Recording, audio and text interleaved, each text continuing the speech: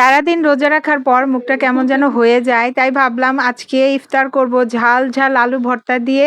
আর ডালটা রান্না করব আমি আম দিয়ে, শুকনো আমের টুকরো দিয়ে রান্না করব। তো এখানে আমি ডালটা ধুয়ে নিয়েছি, আর পেঁয়াজ, কাঁচামরিচ, রসুন কেটে দিয়েছি, দিয়ে দিচ্ছি ধনিয়ার গুঁড়া, হলুদের গুঁড়া, মরিচের গুঁড়া, আর স্বাদ অনুযায়ী লবণ, আর দিয়ে দিব একটু তেল, কারণ তেলটা আমি পরে আবার বাগার দিতে তেল লাগবে, তাই তেলটা কমিয়ে দিব।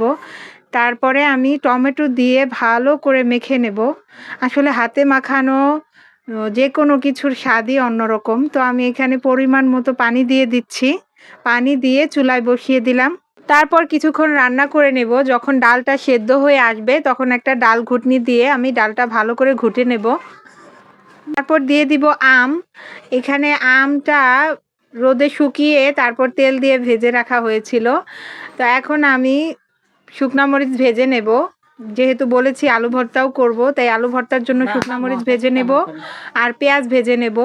পেঁয়াজ ভাজা হয়ে গেলে আমি আলু ভর্তার জন্য কিছুটা পেঁয়াজ রেখে দেব, তারপর বাকি পেঁয়াজে ডালটা বাগার দিয়ে দেব। বাগার হয়ে গেলে তারপর আমি ধনিয়া পাতা দিয়ে কিছুক্ষণ রান্না করে ডালটা নামিয়ে রাখবো।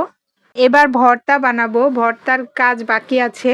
তো এখানে একটু সরিষার তেল দিয়ে দিচ্ছি, তারপরে পেঁয়াজ ভাজা আর মরিচ ভেজে রেখেছিলাম সেগুলো দিয়ে দিচ্ছি।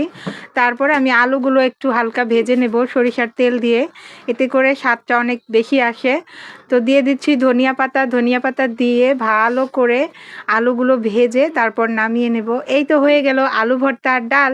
চলে যাচ্ছি আজকে, দেখা হবে পরবর্তী ভিডিওতে। ভালো থাকবেন সবাই, আসসালামু আলাইকুম।